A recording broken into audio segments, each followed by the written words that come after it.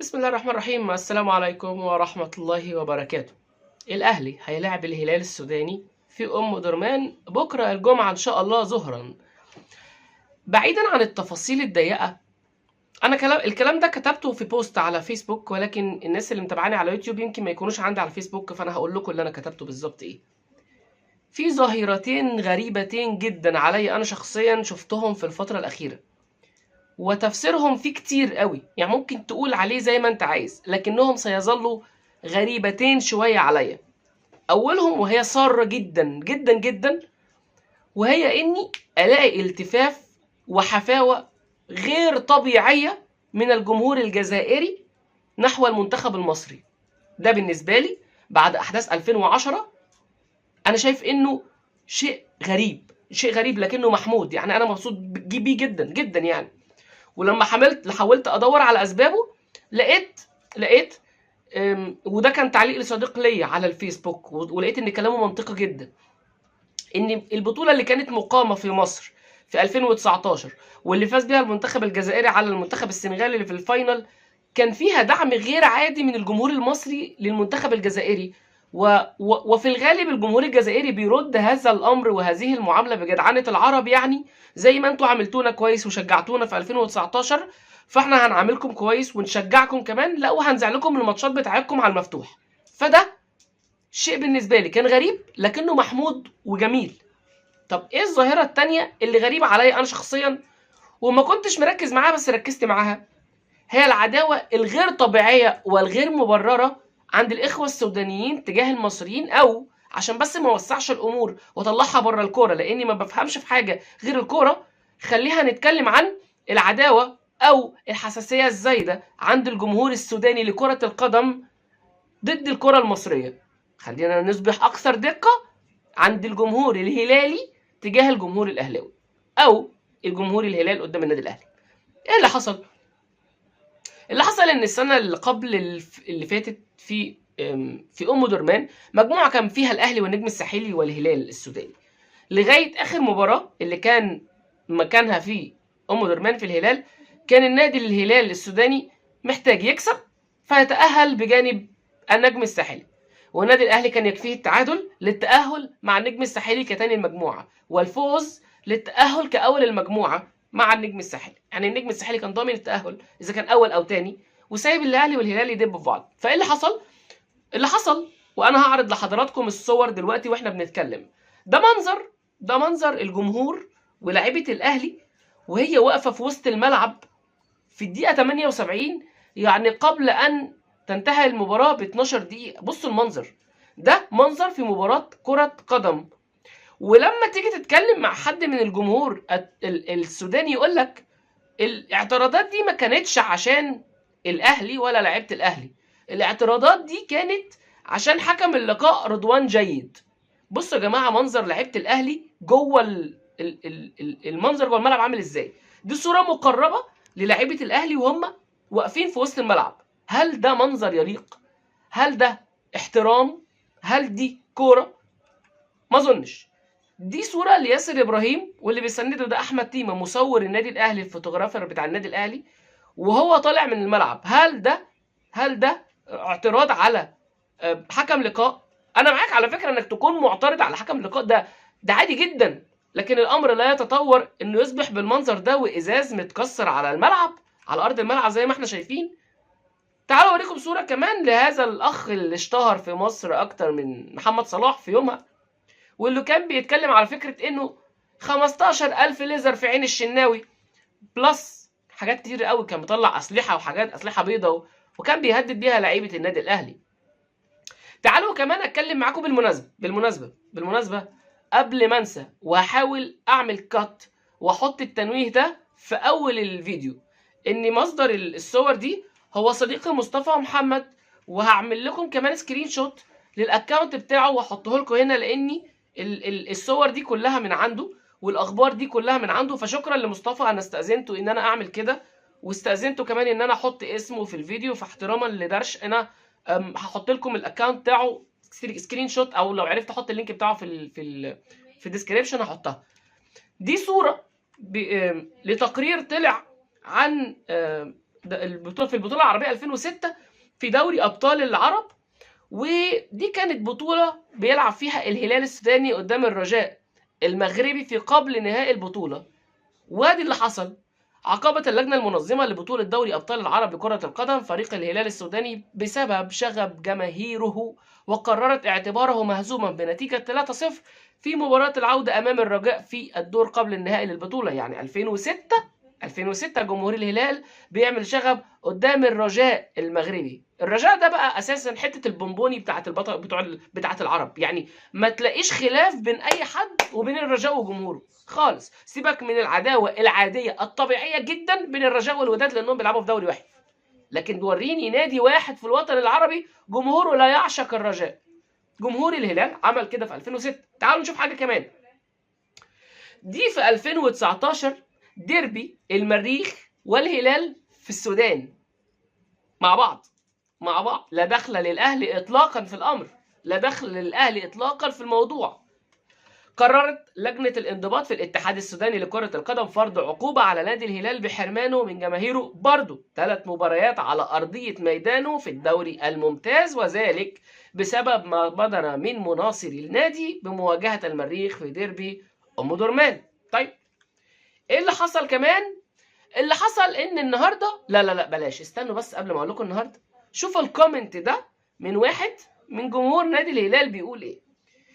بيقول: يجب على الجماهير غدا تطويق الاستاد فور انتهائهم من صلاة الجمعة حاملين السكين والعكاز والخنجر واللمشة. معرفش ايه اللمشة، بس يعني نعتبرها حاجة كده من الأسلحة البيضاء يعني، لإرهاب الحكام ولاعيبة الأهلي، وإن شاء الله سوف يفوز الهلال.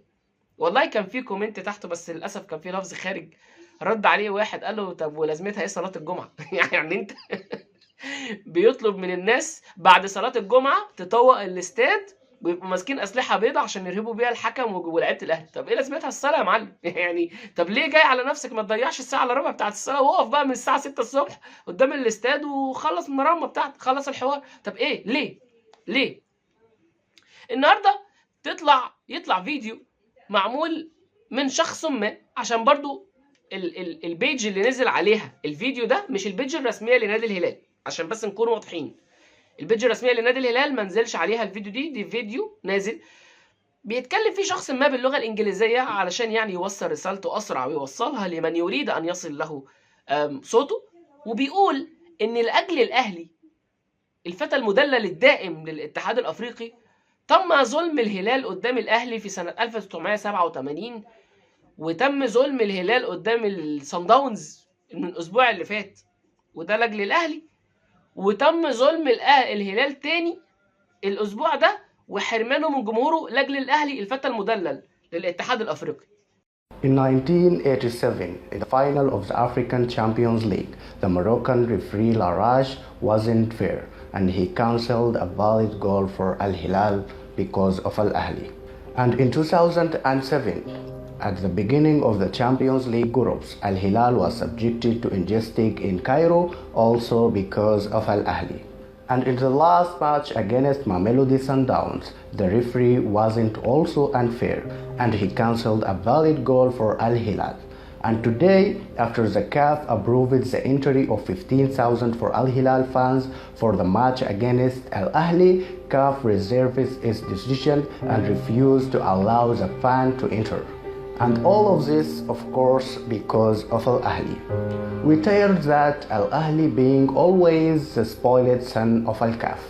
طيب بالراحة كده، الفتى المدلل أو كما تدعي إنه الفتى المدلل للاتحاد الأفريقي كان بيلعب كأس العالم للأندية ممثلا هذا الاتحاد الأفريقي اللي أنت بتدعي إننا الفتى المدلل بتاعه بدون نص فرقته اللي كانت موجودة في بطولة بينظمها هذا الاتحاد الأفريقي اللي أنت بتدعي إن أنا فتاه المدلل. كيف لي أن أكون فتاه المدلل ويوديني أروح ألعب باسمه بطولة قارية وأكون أنا ممثله الوحيد فيها بدون نص فرقتي في بطولة هو نفسه اللي منظمها؟ يعني بطولة اللي هي كأس الأمم الأفريقية اللي هو منظمها طبعا تحت راية الفيفا، فيها نص لعيبة النادي الأهلي اللي رايح يمثل هذا الاتحاد الافريقي في كاس العالم للانديه. اديني عقلك، اديني عقلك، كيف ان يكون هذا فتى مدلل؟ ثم انا مالي بظلمك، او كما تدعي انه ظلم لانه عدم احتساب هدف ليك عن طريق التسلل. انا مش شايفه ظلم، انا مش شايفه ظلم. الاخطاء التحكيميه وارده على الجميع، اهلي او غير اهلي، لكن انا كشخص ما بحطهاش تحت بند الظلم. حطها تحت بنود اي زي ما انت عايز، لكن تحت بند الظلم انا مش شايفه ظلم. خطأ تحكيم، ده تسلل في مباراة ما فيهاش فار، فعادي جدا. الاهلي شخصيا تم ظلمه في مباريات نهائية، وتم في مباريات نهائية برضو اخطاء تحكيمية كانت في صف الاهلي، مش هنكر، بيحصل، حصلت. لكن تيجي تقول لي لا ظلم، خدها براحتك، قول زي ما انت عايز، لكن تدعي ان الاهلي الفتى المدلل، طب ازاي؟ حاجه كمان عشان نبقى قفلنا الموضوع ده تماما. يعني السنه اللي بكلمكم فيها ووريت لكم الصور بتاعتها اللي لعيبه الاهلي كانت في حرب اهليه في مباراتهم، وارهاب نفسي كبير جدا في مباراتهم قدام الهلال في درمان السنه اللي قبل اللي فاتت. بعد المباراه اداره النادي الاهلي برئاسه الكابتن محمود الخطيب لم يقدموا ولو شكوى واحده في حق الهلال، رغم انها شكوى مضمون عواقبها بنسبة 100%. وخلي بالك ان اللي عمله محمود الخطيب رئيس النادي الاهلي او مجلس ادارة النادي الاهلي ممثلا في محمود الخطيب كان ضد ما يريده جمهور الاهلي بالكامل. كان جمهور الاهلي كله عاوز يشتكي الهلال ونقدم شكوى في الاتحاد الافريقي للي شفناه، لان المنظر اللي احنا شفناه ده فكرنا احنا كجمهور اهلي بمنظر ربنا ما يوريكم، يعني ربنا ما يوريكم في بورسعيد، وكان قبله في المحله نفس الاجواء. سبحان الله، ربي يرحم كل اللي مات يا رب، ربنا يرحمهم، ربنا يرحمهم.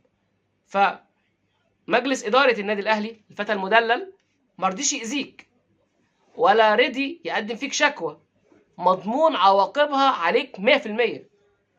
وعلل مجلس إدارة النادي الأهلي بقيادة الكابتن محمود الخطيب إنه لم يريد أن يشكو الهلال للاتحاد الأفريقي حفاظا على الأخوة والعلاقات المصرية السودانية.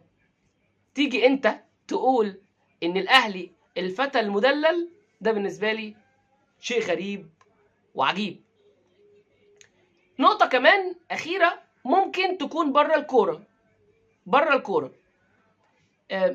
قد يتساءل البعض ليه الناس أو حتى اللي مالهمش في الكورة ثائرين على مصر. في مشكلة ممكن تدخل تعمل عنها سيرش، لأني ما عنديش دراية كاملة بالأمور ومعرفش تفاصيلها بشكل كبير، لكن عارف إنها عاملة مشكلة، فممكن اللي عاوز يخش يدور عليها ويعرف تفاصيلها وأمورها يخش يتفضل. ممكن تدخل تكتب طريق الشمال، مشكلة طريق الشمال، ودي مشكلة على الحدود المصرية السودانية، ودي مشكلة موجودة حاليا في الوقت اللي أنا بكلمكم فيه ده في فبراير 2022. ممكن تخش تعرف تفاصيلها وتعرف إنها عاملة قلق ومسخنة الدنيا هناك، ودي من ضمن الحاجات اللي مخليها القرار ده يطلع من وجهة نظري، يعني إن الجمهور السوداني ثائر على المصريين بشكل عام، والجمهور الهلالي ثائر على الجمهور الأهلاوي بشكل خاص. حاولت أكون لميت الموضوع بشكل أو بآخر، صدقني لو الموضوع كان عن الزمالك وفي هذا الأمر وبهذه الطريقة كنت ممكن أطلع أتكلم عنه، بس ما بالك بقى إن أنا أصلا أهلاوي والموضوع يمسني وشايفه وحاسه، فلا كان لازم يتعمل له فيديو وأطلع أتكلم عليه وأتكلم في تفاصيله زي ما أنا اتكلمت كده. الأهلي هيلعب قدام الهلال مباراة بدون جمهور. المباراة هتبقى بدون جمهور، لأنه أنا كنت مصور فيديو امبارح وكنت بقول إن الجمهور 15,000 هتبقى مباراة صعبة نظرا لأن الجمهور الهلالي قوي والكلام ده، لكن الأزمة دي كلها اللي أنا بحكي فيها دي سببها إن الاتحاد الأفريقي منع الهلال من إنه يلعب مبارياته بجمهور. آخر نقطة ومش هتكلم فيها كتير عشان ما تدخلناش في تفاصيل كتيرة ولا ترجعنا للماضي. من 20 يوم الهلال لم يكن له مقر يلعب فيه، مفيش ملعب للهلال، ملعبه كان غير صالح للاستخدام الآدمي إنه يتلعب عليه كورة لسبب أو آخر، لتدخل شخص ما أو آخرون. الملعب اتظبط والقرار طلع بإن الهلال هيلعب في ملعبه. مين الفتى المدلل اللي من 20 يوم كانوا بيقولوا مش لاقيين له ملعب وهيلف على الناس عشان يستسمحهم يلعب في ملاعبهم، وفجأة القرار اتاخد بإنه هيلعب على ملعبه؟ ولا اللي جمهوره ولا اللي لعيبته بيتحوطوا بالأمن بالمناظر اللي احنا شفناها دي؟ مين اللي مدلل يا رجل؟ مين اللي مدلل؟ الإجابة عندكم. نورتوني وشرفتوني، كان معاكم محمد عطيتو والكلام عن أحداث مباراة الأهلي والهلال السوداني في أم درمان اللي ميعادها بكرة إن شاء الله، ولا ستنتهي بإذن الله بفوز النادي الأهلي المصري في أم درمان والرجوع ب3 نقط يعززوا من فرص النادي الأهلي بالحفاظ على دوري أبطال إفريقيا للمرة الثالثة على التوالي وال11 في تاريخه. ما علينا، نورتوني شرفتوني واشوفكم على خير ان شاء الله في فيديوهات تانية كتير. نورتوني شرفتوني، السلام عليكم.